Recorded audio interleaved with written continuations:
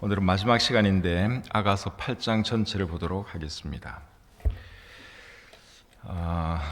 조금 긴데 제가 중간에 건너뛰겠습니다. 8장 1절부터 제가 읽겠습니다. 내가 내 어머니의 젖을 먹은 오라비 같았더라면 내가 밖에서 너를 만날 때에 입을 맞추어도 나를 업신여길 자가 없었을 것이라. 내가 너를 이끌어 내 어머니 집에 드리고 내게서 교훈을 받았으리라. 나는 향기로운 술 곧 석류즙으로 내게 마시게 하겠고 너는 왼팔로는 내 머리를 고이고 오른손으로는 나를 안았으리라. 예루살렘 딸들아, 내가 너희에게 부탁한다. 내 사랑하는 자가 원하기 전에는 흔들지 말며 깨우지 말지니라. 그의 사랑하는 자를 의지하고 거친 들에서 올라오는 여자가 누구인가? 너로 말미암아 내 어머니가 고생한 곳, 너를 낳은 자가 애쓴 그곳 사과나무 아래에서 내가 너를 깨웠노라. 너는 나를 도장같이 마음에 품고 도장같이 팔에 두라. 사랑은 죽음같이 강하고 질투는 스올같이 잔인하며 불길같이 일어나니 그 기세가 여호와의 불과 같으니라. 많은 물도 이 사랑을 끄지 못하겠고 홍수라도 삼키지 못하나니 사람이 그의 온 가산을 다 주고 사랑과 바꾸려 할지라도 오히려 멸시를 받으리라. 건너뛰어서 마지막 절로 가겠습니다. 내 사랑하는 자야, 너는 빨리 달리라. 향기로운 산 위에 있는 누르와도 같고 어린 사슴과도 같아라. 오늘 이 본문 말씀은 아가서의 마지막 부분입니다. 아가서에는 어떤 내용이 기록되어 있었죠? 솔로몬 왕과 술람미 여자가 사랑하는 내용이 기록되어 있었고, 그리고 결혼하는 내용도 기록되어 있습니다. 솔로몬과 술람 여자가 결혼하는 내용은 아가서 몇 장에 기록되어 있죠? 아가서 3장에 기록되어 있습니다. 제가 왜 자꾸만 그걸 강조를 하는가 하면 그 3장이 결혼이고 결혼 전과 후로 결국은 아가서가 나누어지기 때문에 그렇습니다. 그래서 3장에 두 사람이 결혼하는 내용이 기록되어 있고 두 사람이 첫날 밤을 보내는 이야기도 아가서에 기록이 되어 있죠. 그거는 몇 장에 기록되어 있습니까? 3장 다음 장 4장에 기록되어 있습니다. 그리고 또 아가서에는 두 사람이 결혼하고 난 뒤에 갈등하는 내용도 기록되어 있고 행복하게 살아가는 모습도 기록되어 있습니다. 두 사람이 갈등하는 내용은 몇 장에 나오죠? 5장에 나옵니다. 그리고 행복하게 살아가는 모습은 6장과 7장에 나오죠. 그리고 이제 8장에서 아가서가 끝이 나는데, 여러분이 아가서의 기록자라면 아가서를 어떻게 끝내고 싶으세요? 여러분이 이 아가서의 기록자라면 어떻게 아가서를 끝내면 좋을까요? 두 사람이 결혼도 했고 첫날 밤도 보냈고 갈등도 하다가 행복하게 살았으니까 그 다음에 아들 딸 낳고 더 행복하게 사는 것으로 끝내면 참 좋겠죠. 저도 그렇게 생각을 하는데, 그래서 저나 여러분들이 시인이 못 되는 거예요. 그게 우리의 문제예요. 근데 이 시인 솔로몬은 어떻게 아가서를 끝을 내느냐?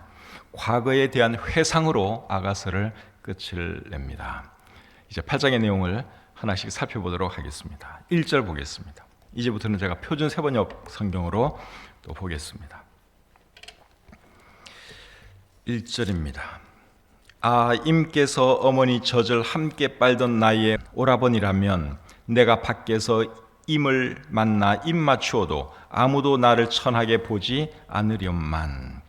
1절은 술람미 여자가 하는 말이죠.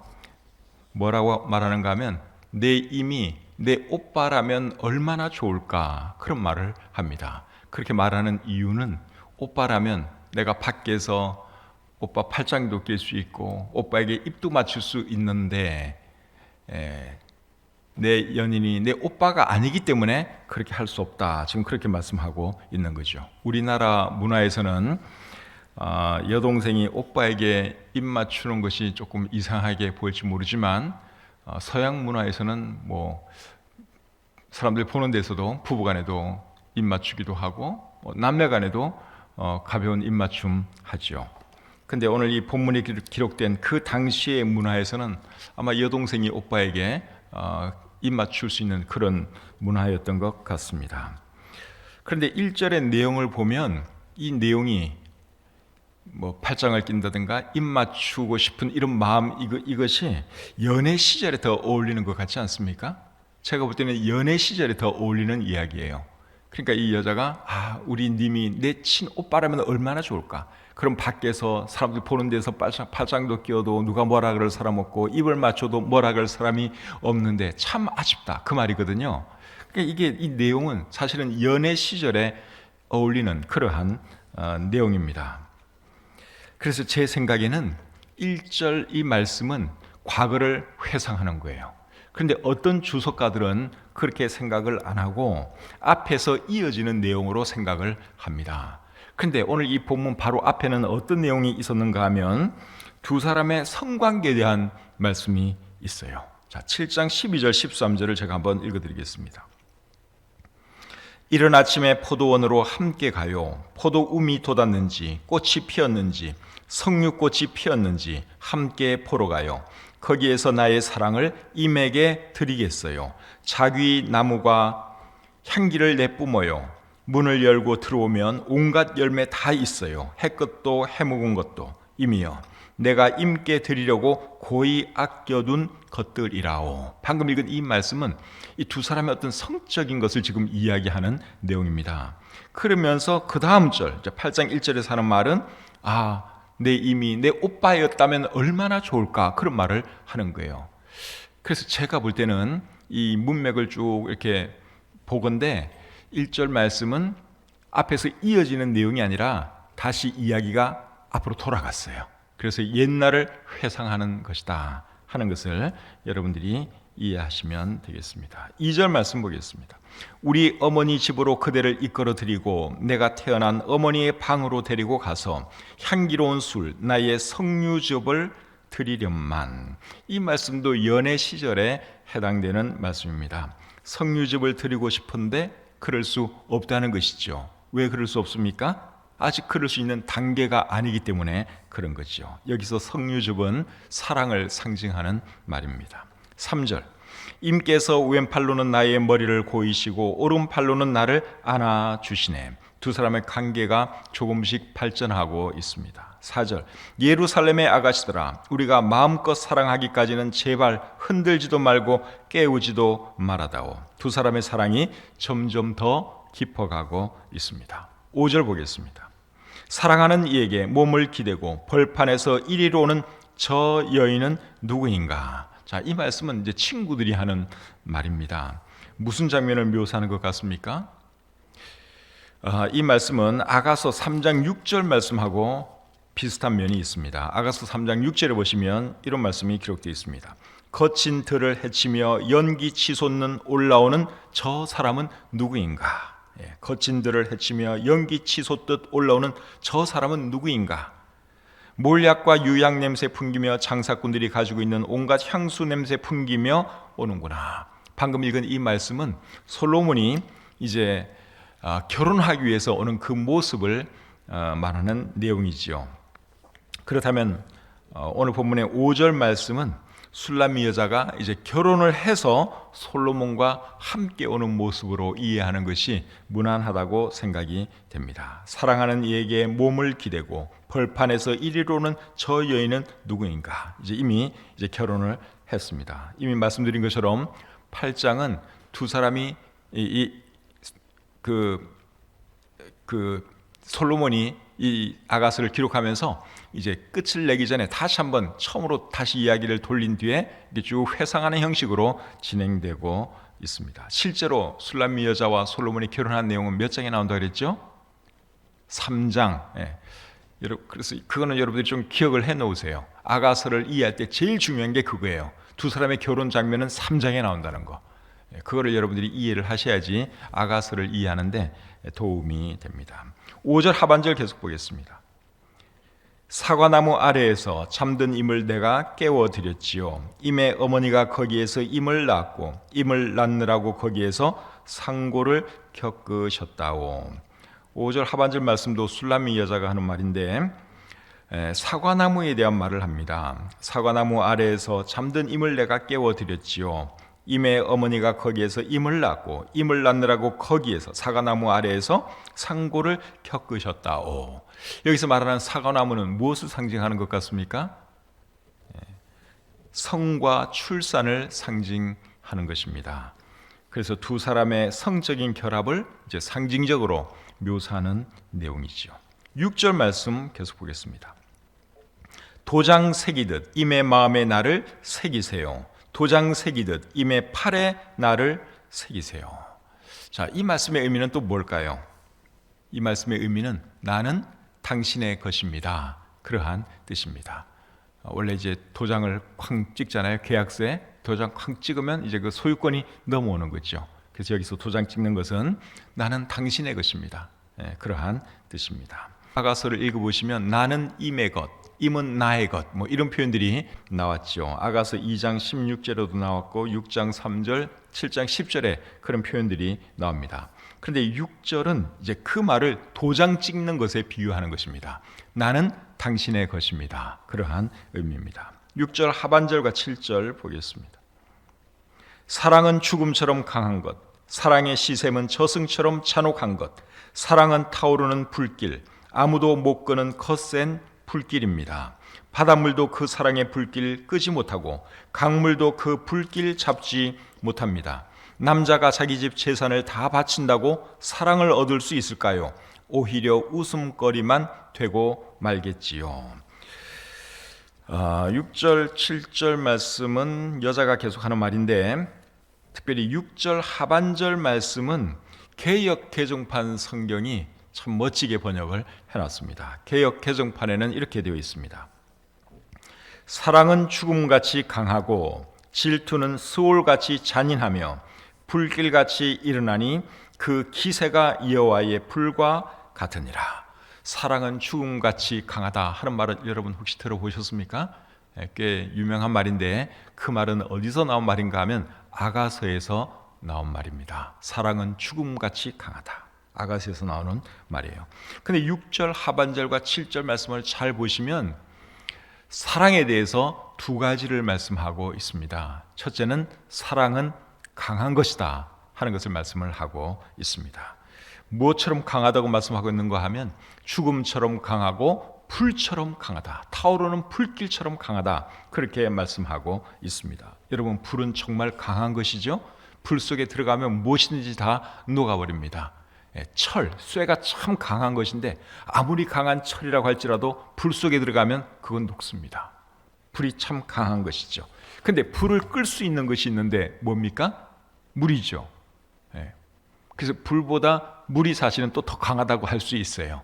그런데 사랑의 불길은 바닷물로도 끌 수가 없다, 그렇게 여기서 말씀하고 있습니다. 7절 앞부분을 보시면 바닷물도 그 사랑의 불길 끄지 못하고 강물도 그 불길 잡지 못합니다. 그러니까 사랑의 불길이 엄청 강하다는 것입니다.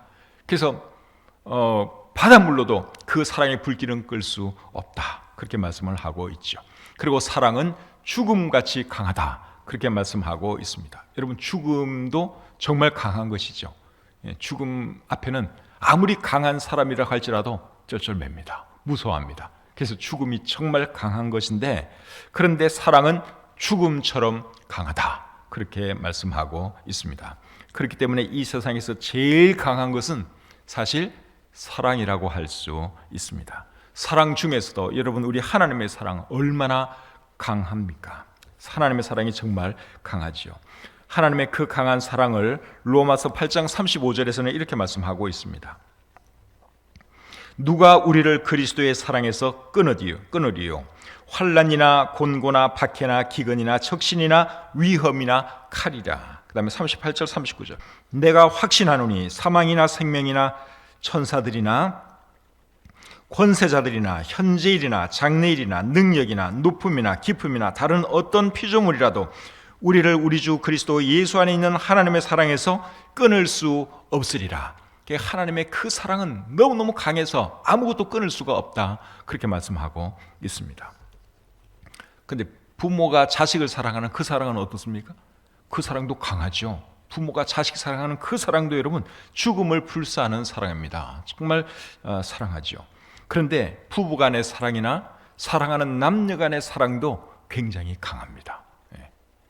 그래서 사랑은 정말 강한 것이다. 그것을 오늘 이 본문에서 말씀을 하고 있습니다. 그리고 또 사랑은 귀한 것이다 하는 것을 말씀하고 있습니다. 7절 하반절을 보시면 남자가 자기 집 재산을 다 바친다고 사랑을 얻을 수 있을까요? 오히려 웃음거리만 되고 말겠죠. 사랑이 어느 정도로 귀한가 하면 자기 집 재산을 다 주어도 얻을 수 없을 만큼 사랑이 귀하다, 그렇게 말씀하고 있습니다. 원래 여러분, 귀한 것은 값으로 매길 수 없는 것 알고 계시죠? 우리가 지금 공기를 들이마시고 호흡을 하고 있는데 공기를 값으로 매긴다면 여러분 얼마나 매겨야 되겠어요? 그래서 이 공기는 너무나 귀한 것이기 때문에 하나님께서 그냥 선물로 주시는 거예요. 이걸 만약에 하나님이 돈 받는다면 우리가 여러분 이 감당을 할 수가 없죠. 이 세상에 공기처럼 더 중요한 게 어디 있어요? 공기 없으면 우리는 1분도 제대로 못 살아요. 2분이면 죽습니다. 근데 하나님이 이 귀한 공기는 그냥 공짜로 주시죠. 그런데 사랑도 그렇다는 거예요. 사랑이 그렇게 귀한 것이다 하는 것입니다. 돈으로 살 수가 없다는 것입니다. 그래서 하나님의 사랑도 정말 귀한 사랑이고, 부모님의 사랑도 정말 귀한 사랑, 부부간의 사랑, 사랑하는 연인들 간의 사랑도 정말 귀한 것이다. 그렇게 오늘 이 본문이 우리에게 말씀하고 있습니다. 8절 9절 말씀 계속 보겠습니다. 우리 누이가 아직 어려서 가슴이 없는데 청혼이라도 받는 날이 되면 누이에게 우리가 무엇을 해야 하나? 누이가 우아한 성벽이라면 우리가 은으로 망대를 세워주고, 누이가 아름다운 성문이라면 우리가 송백 널빤지로 입혀주마. 방금 읽은 이 말씀은 친구들이 하는 말로 표준 세 번역에 나와 있는데, 여기 친구들은 사실은 술람미 여자의 오빠들을 말합니다. 내용을 보면 지금 오빠들이 하고 있는 말이에요. 술람미 여자의 오빠들이 있은 것은 아가서 1장 6절에도 나옵니다. 오빠들이 자기를 포도원에서 일시켰다고 하는 그런 내용이 아가서 1장 6절에 나오죠. 근데 방금 읽은 이 말씀은 오빠들이, 술람미 여자의 오빠들이 술람미 여자의 결혼에 대해서 신경을 지금 쓰고 있는 그런 내용입니다. 왜 오빠들이 여동생의 결혼에 대해서 신경을 써주는가 하면, 그 당시에는 오빠들이 여동생의 보호자 역할을 했기 때문에 그렇습니다. 그래서 오늘날에도 중동에 가면 그 오빠들이 여동생의 보호자 역할을 많이 하고 있죠. 우리 성경에도 보시면 그런 내용이 나옵니다. 리브가의 오빠가 라반이었는데 그 라반이 리브가의 보호자 역할을 하고 있는 것을 우리가 볼 수 있습니다. 창세기 24장 28절 29절 제가 읽어드리겠습니다.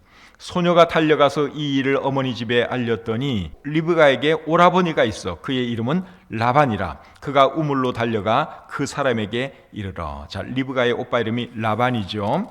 그 다음에 50절 51절 보겠습니다. 라반과 부두엘이 대답하여 이르되, 부두엘은 리브가의 아버지예요. 그런데 오빠 이름을 먼저 씁니다. 라반과 부두엘이 대답하여 이르되, 이 일이 여호와께로 말미암았으니 우리는 가부를 말할 수 없노라. 그러니까 리브가의 결혼에 있어서도 오빠 라반이 엄청 많이 신경을 쓰고 있는 것을 볼 수 있는데, 그 당시 문화가 주로 오빠들이 보호자 역할을 많이 해 주었기 때문에 그렇습니다. 창세기 34장에 보시면 야곱의 딸 디나가 강간당한 사건이 기록되어 있죠. 그런데 나중에 또 오빠들이 결국은 그 일에 대해서 복수를 하죠. 오빠들이 보호자 역할을 했기 때문에 그렇게 한 것입니다. 물론 과도에게 사람을 많이 죽인 것은 잘못했지만 어쨌든 그 야곱의 딸 디나에 대해서도 오빠들이 보호자 역할을 하고 있은 것을 우리가 볼 수 있습니다. 사무엘하 13장에는 또 다윗의 딸 다말이 나오는데, 이 다말이 이복 오빠에게 또 강간을 당하죠. 그때 친오빠인 압살롬이 또 나중에 이제 이 문제를 해결하려고 나섭니다. 그리고 강간당한 다말은 오빠 집에서 거하게 됩니다. 압살롬 집에서. 그러니까 오빠들이 옛날에는 이 성경 시대에는 주로 이렇게 보호자 역할을 많이 했어요. 그래서 오늘 이 본문에서도 술람미 여자의 오빠들이 이제 8절과 9절 말을 하면서 동생의 결혼에 대해서 신경을 써주는 것이죠. 그런데 9절 말씀이 중요합니다. 누이가 우아한 성벽이라면 우리가 은으로 망대를 세워주고, 누이가 아름다운 성문이라면 우리가 송백 널빤지로 입혀주마. 이 말씀이 상당히 중요한 말씀이에요. 여기 성벽이 나오고 또 성문이 나옵니다. 그래서 우리 여동생이 성벽이라면 이렇게 해줄 것이고, 성문이라면 이렇게 해줄 것이다, 그렇게 말씀을 하고 있죠. 성벽은 무엇을 의미하고 성문은 무엇을 의미하는 걸까요? 성벽은 자기 자신을 조신하게 잘 지키는 것을 의미하고, 성문은 자유롭게 사는 것을 의미합니다. 그래서 우아한 성벽이라면 은으로 망대를 세워줄 텐데 하는 말의 의미는 조신한 너를 더 아름답게 꾸며줄 텐데 하는 말이고, 또 아름다운 성문이라면 송백 널빤지로 입혀줄 텐데 그렇게 말씀을 하고 있죠. 여기서 입혀준다는 말은 닫아준다, 막아준다, 그러한 뜻입니다. 그래서 이 말의 의미는 네가 자유로운 사람이라면 너를 조금 우리가 차지시켜 주겠다, 그러한 뜻입니다. 그래서 이 오빠들의 말에 술람 여자가 뭐라고 대답하는가 하면 10절을 보겠습니다. 나는 성벽이요 나의 가슴은 망대 같습니다. 그래서 그가 날 그토록 좋아합니다. 성벽과 성문 둘 중에서 자기는 뭐라는 것입니까? 성벽이라는 것입니다. 성벽. 그래서 이 말의 의미는 나는 조신하게 살았고 육체적으로는 성숙했습니다, 그러한 뜻이죠. 11절 12절 계속 보겠습니다. 솔로몬은 바알 하몬에 포도밭이 있습니다. 그는 그 포도원을 소작인에게 주었지요. 사람마다 도조를 은 1000세겔씩 바치게 하였습니다. 나에게도 내가 받은 포도원이 있습니다. 솔로몬 임금님, 1000세겔은 임금님의 것이고 200세겔은 그 밭을 가꾼 이들의 것입니다. 술람미 여자가 하는 말인데, 여기 보면 솔로몬의 포도원과 또 술람미 여자의 포도원에 대한 말씀을 하고 있습니다. 술람미 여자가 오빠들의 포도원에서 일한 것은 아가서 1장 6절에 기록되어 있죠. 근데 그 오빠들의 포도원도 어쩌면은 이 내용을 보니까 솔로몬이 소유하고 있는 포도원들인지 모르겠어요. 근데 이제 돈을 주고 이제 시키는 것이죠. 몫을 나누는 것이죠. 근데 어쨌든 오빠들이 포도원이 있었다 하는 것은 아가서 1장 6절에 나옵니다. 근데 우리 아가서에는 솔로몬과 이 술람 여자가 어떻게 만나게 된 것에 대해서는 기록이 없습니다. 그렇죠? 한 번도 거기에 대해서는 언급이 없었어요. 왕과 미천한 한 여인이 어떻게 그렇게 만나게 되었을까? 굉장히 의아한데, 이제 11절과 12절의 말씀을 보면 우리가 조금 감을 잡을 수 있어요. 포도원을 오가다가 솔로몬은 자기 포도원에 한 번씩 왔다 갔다 했겠죠. 그리고 이 술람미 여자는 또 오빠들이 또 포도원에서 일을 했잖아요. 그러니까 포도원을 왔다 갔다 아마 같은 그 지역에 있었던 것 같아요. 그래서 포도원을 왔다 갔다 하다가 서로 이제 보게 된 거죠. 그래서 아마 두 사람의 만남과 사귐이 시작되지 않았는가, 그런 생각이 듭니다. 그리고 12절에 보시면 술람미 여자의 포도원도 있는 것처럼 여기 이야기하고 있는데, 여기서 말하는 술람미 여자의 포도원은 실제적인 포도원이 아니라 자기 자신을 의미하는 것입니다. 자기 몸을 의미하는 것입니다. 아가서 1장 6절에 보시면 이런 말씀이 있죠. 내가 검다고 내가 햇볕에 그을렸다고 나를 깔보지 말아라. 오빠들 성화에 못 이겨서 나의 포도원은 버려준 채 오빠들의 포도원들을 돌보느라 이렇게 된 것이다. 내가 이렇게 거머튀튀하게 된 것은 오빠들의 포도원 돌보느라 내 포도원을 내가 제대로 못 돌봤다, 그렇게 말을 하고 있죠. 여기서 말하는 자기의 포도원은 자기의 몸을 말하는 거예요. 내가 밖에서 일하느라고 내가 내 자신을 꾸미지를 못했다. 그래서 이렇게 피부도 거칠어졌고 이쁘지 않은 모습으로 보이는 것이다, 그러한 뜻이죠. 12절 나에게도 내가 받은 포도밭이 있습니다. 솔로몬 임금님, 1000세겔은 임금님의 것이고 200세겔은 그 밭을 가꾼 이들의 것입니다. 이 말씀의 의미는 나를 당신에게 드리지만 나를 나되게 한 사람들의 수고는 기억해 주십시오, 그러한 뜻입니다. 우리 남편 되시는 분들은 아내의 가족들에게도 잘해야 합니다. 아내가 있기까지 아내의 가족들이 후원하고 돌봐주고 그래서 아내가 있게 된 것이죠. 그러니까 아내를 사랑하면 아내 가족들에게도 잘하는 것이 맞습니다. 또 우리 아내들도 마찬가지예요. 남편을 사랑하면 남편 가족들도 소중하게 생각을 해야 하는 것이죠. 오늘날에 내 남편이 있기까지는 남편의 그 가족들이 돌보고 함께 있기 때문에 남편이 있는 것이기 때문에 그렇습니다. 13절 14절 보겠습니다. 동산 안에서 사는 그대, 동무들이 귀를 기울이니 그대의 목소리를 들려주오. 이미여 노루처럼 빨리 오세요. 향내 그윽한 이 산의 어린 사슴처럼 빨리 오세요. 13절은 남자가 하는 말이고 14절은 여자가 하는 말이에요.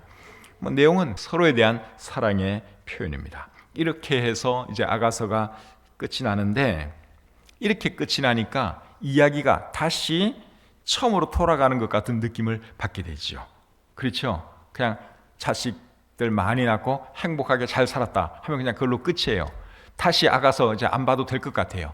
그런데 이게 이야기가 다시 이렇게 돌아가니까 다시 한번 읽고 싶네 이런 생각이 좀 안 듭니까?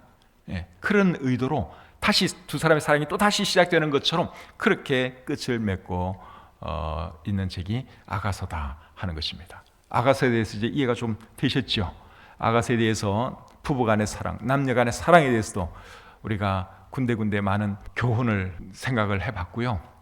주님과 교회와의 관계에 있어서도 우리가 또 많은 생각을 해보았습니다. 오늘 이 본문을 통해서 특별히 배울 수 있는 영적인 교훈이 있다면, 주님의 사랑은 죽음보다 강하고 우리 주님의 사랑은 정말 값진 것이다.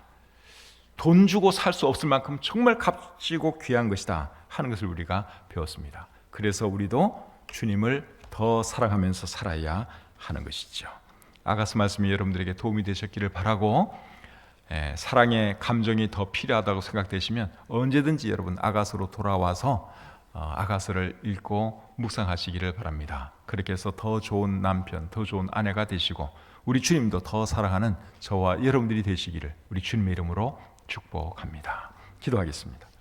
하나님 은혜와 사랑을 감사합니다. 아가서를 통해서 우리에게 많은 것들을 가르쳐 주시고 또 깨닫게 해주셔서 참 감사합니다.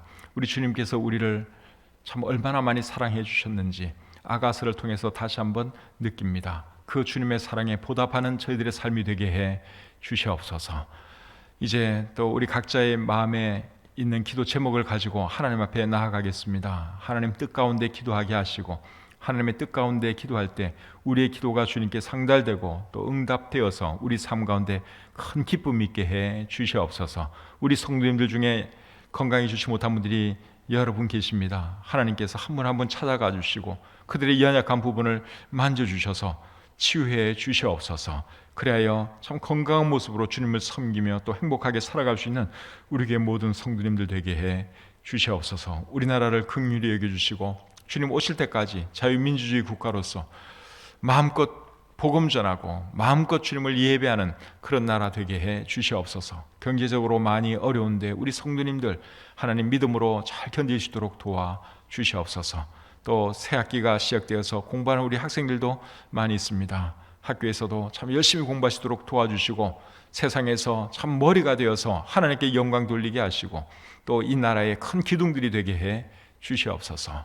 주신 말씀을 감사드리며 오늘 한 날의 모든 생활 주님께 의탁하오며 예수님의 이름으로 기도드립니다. 아멘.